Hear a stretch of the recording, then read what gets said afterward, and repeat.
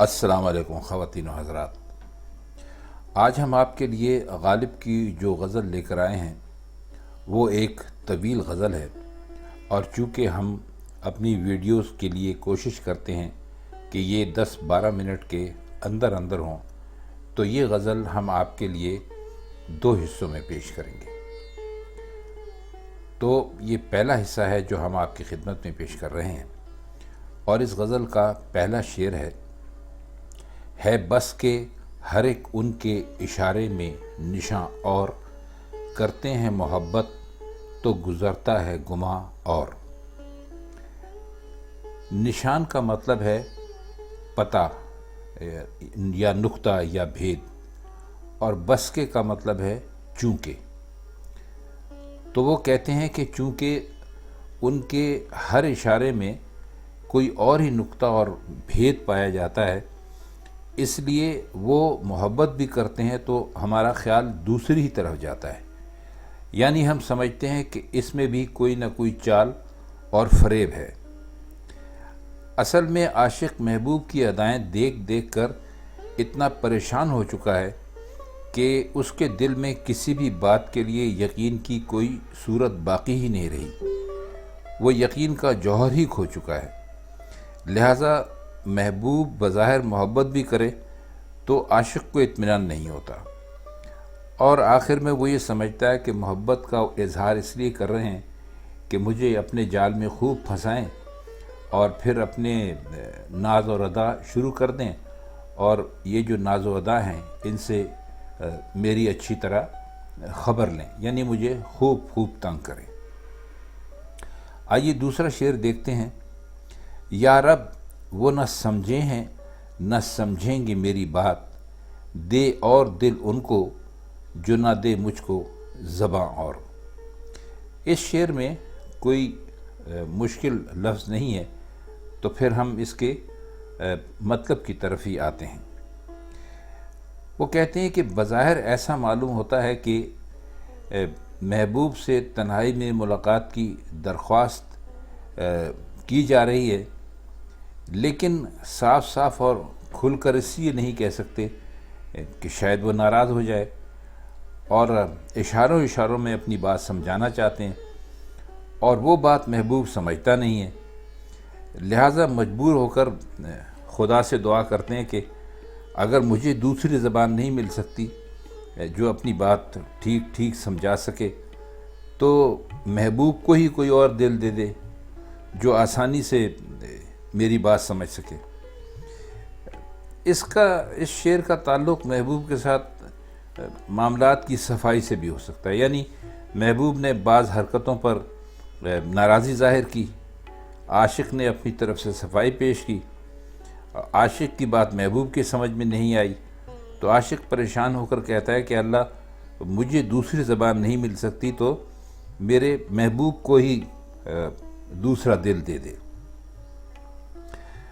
اب اس کا اگلا شعر ہے۔ ابرو سے ہے کیا اس نگہ ناز کو پیوند، ہے تیر مقرر مگر اس کی ہے کماں اور۔ نگہ ناز تو آپ اچھی طرح جانتے ہیں، یعنی محبوب کی جو نظر ہے اس کو کہا ہے۔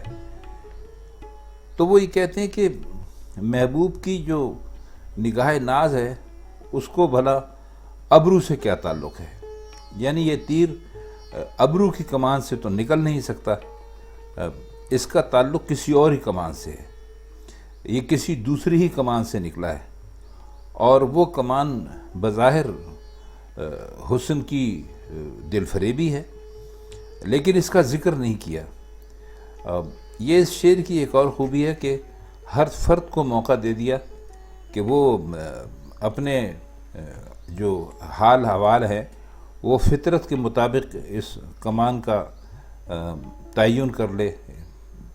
دیکھیے، کمان اور ابرو اور تیر اور نگاہ کی تشبیہ بہت پرانی اور فرسودہ تھی، مگر مرزا نے ایک عجیب کمال جدت سے کام لے کر اس میں نئی تازگی اور نیا حسن پیدا کر دیا۔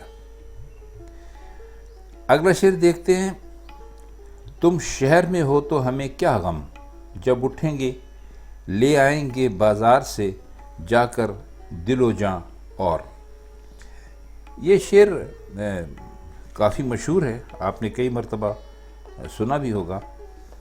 تو اس میں بھی کوئی خاص مشکل لفظ نہیں ہے کہ جس کے ہم معنی کریں۔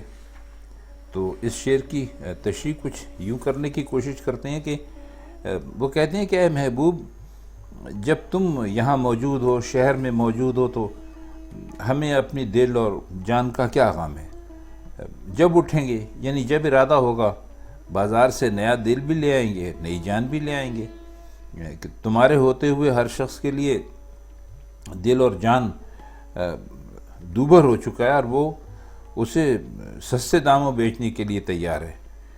تو وہ جو چیز بازار میں زیادہ آ جائے تو وہ جو یعنی رسد اور طلب کا اصول ہے، اس کے مطابق وہ سستی ہو ہی جاتی ہے۔ اچھا، اس شعر کا مطلب یہ نہیں ہے کہ دل اور جان لینے میں محبوب نے اس قدر مشق کی ہے کہ اس دل اور جان سے بازار بھر دیا ہے جہاں یہ بہت بک رہی ہے۔ وہ کہنا صرف یہ چاہ رہے ہیں کہ محبوب جس شہر میں موجود ہو، وہاں کون اس سے دل اور جان بچا کر رکھنے کے لیے تیار ہوگا۔ یعنی اس سب سے عزیز چیز کو بطور یعنی نذرانہ پیش کرنے کے لیے ہر آدمی جو ہے وہ تیار ہے۔ اگلا شعر ہے، ہر چند سبک دست ہوئے بت شکنی میں، ہم ہیں تو ابھی راہ میں ہے سنگ گراں اور۔ اس میں سبک دست کا مطلب ہوتا ہے ماہر، چابک دست، یا جس کو کوئی کام کرنے کی بہت زیادہ مشق ہو۔ اور سنگ گراں کہتے ہیں بھاری پتھر کو، یعنی جو پتھر بہت بھاری ہو اور آسانی سے نہ اٹھ سکے اس کو سنگ گراں کہتے ہیں۔ تو وہ یہ کہہ رہے ہیں کہ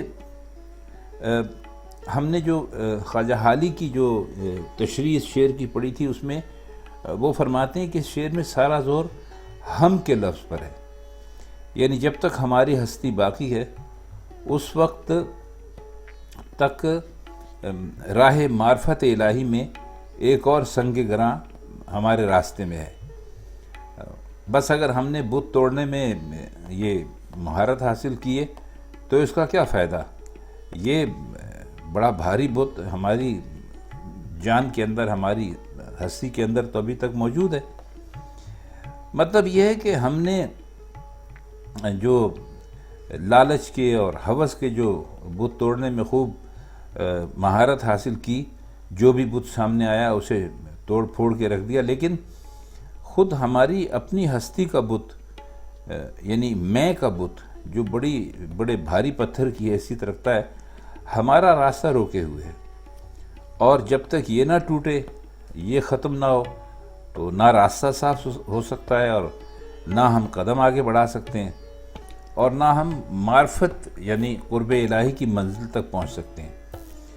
غرض یہ کہ تنہا یہ جو ہوس کے بت ہیں، ان کو توڑنے سے جان نہیں چھوٹتی اور معرفت کا راستہ نہیں کھلتا، کیونکہ جب تک ہم موجود ہیں تو یہ ہوا اور ہوس کا سلسلہ جاری رہے گا۔